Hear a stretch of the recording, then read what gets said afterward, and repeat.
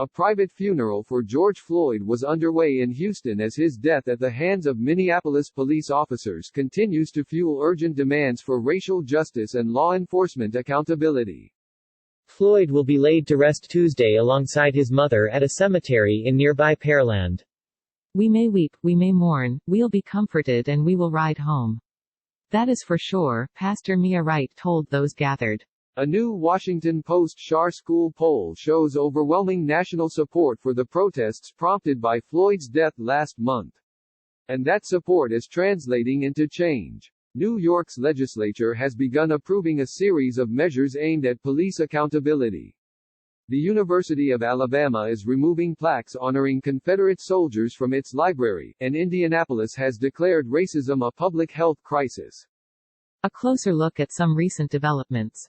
Our live blog will be updated throughout the day. For first in the morning updates, sign up for the daily briefing.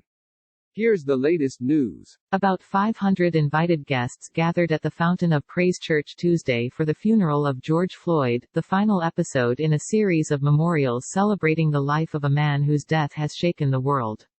Activist Reverend Al Sharpton anchored a lineup of speakers including civil rights leaders, family members and a video address from presumed Democratic presidential nominee Joe Biden. Floyd's death, after a Minneapolis police officer kneeled on his neck for almost 9 minutes, was caught on video that triggered a wave of protests, and could ultimately result in sweeping changes in the nation's justice system. Why, in this nation, do too many Black Americans wake up knowing that they could lose their life in the course of just living their life?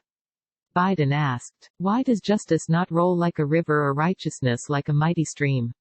Why? More than 250 people of color with disabilities held their own racial justice rally in Milwaukee over the weekend.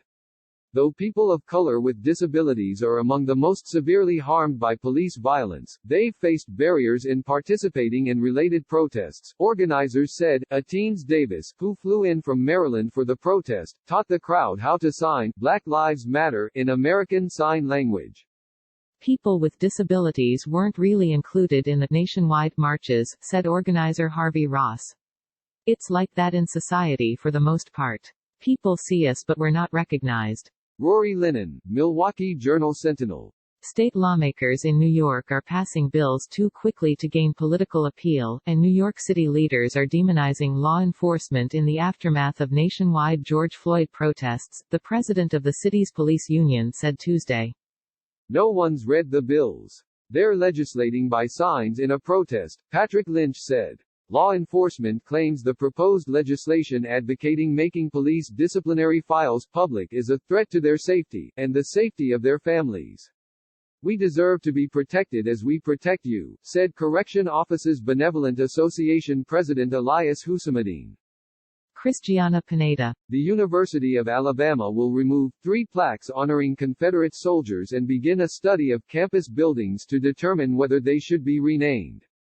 The announcement from the Board of Trustees comes at the heels of a push led by UA students to rename the buildings named for 19th-century state leaders who were slave owners and white supremacists. The board said the plaques, on or near the school library, will be moved to a more appropriate historical setting. Stephanie Taylor, Tuscaloosa News. Clemson, Deshaun Watson, DeAndre Hopkins joined petition to remove John C. Calhoun's name. The Indianapolis City-County Council unanimously passed a resolution declaring racism a public health crisis in Marion County. The resolution comes following a tense few weeks of protests demanding racial equality and at a time when coronavirus disproportionately is tearing through Black communities. Last year, 3 out of every 4 criminal homicide victims in Indianapolis were Black. And Black County residents have tested positive for coronavirus at a rate nearly twice as high as the rate for white residents. They also make up a disproportionate number of coronavirus deaths. Amelia Pock Harvey, Indianapolis Star. The elderly protester injured when he was shoved to the ground by Buffalo police in a confrontation caught on video last week could be an Antifa provocateur, President Donald Trump tweeted Tuesday. Martin Gugino, 75, was bleeding from the head and hospitalized in serious condition. Police initially said one person was injured when he tripped and fell. After the video went viral, 2 officers were charged with assault.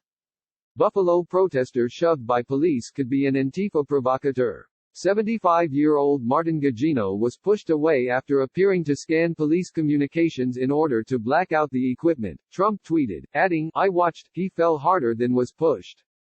Was aiming scanner. Could be a setup."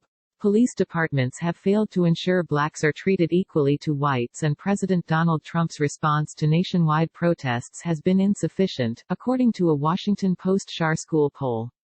More than two-thirds of respondents say the killing of Floyd represents a broad problem within law enforcement, and 61% of respondents said they disapproved of Trump's handling of the protests. Overall, 74% of Americans say they support the protests since the May 25 killing of Floyd, who died after an officer pressed his knee to the Floyd's neck for nearly 9 minutes as he repeatedly cried out, "I can't breathe." The attorney for former Minneapolis police officer Thomas Lane says his client did all he could to save George Floyd during the Memorial Day confrontation with police that ended in Floyd's death. Lane was one of 2 officers seen in a video helping former officer Derek Chauvin pin Floyd to the ground while a 4th officer stood by. Chauvin is charged with second-degree murder. Lane, who had been on the force for just 4 days, and the others are charged with aiding and abetting. "He went into the ambulance, and he's the one that was doing CPR," attorney Earl Gray told CNN. "He's a man of compassion, he's not a violent person." New York's legislature on Tuesday is expected to pass legislation eliminating a decades-old statute that keeps law enforcement disciplinary records secret. Lawmakers responding to the nationwide call for increased accountability have already begun passing measures that include a ban on chokeholds, a prohibition on race-based profiling, and a requirement that police departments and courts track arrests by race and ethnicity to help identify patterns of bias. Governor Andrew Cuomo has said he will sign the measures into law. Elsewhere, a Virginia judge has issued a 10-day injunction that prevents Governor Ralph Northam's administration from removing an iconic but controversial statue of Confederate General Robert E. Lee in Richmond.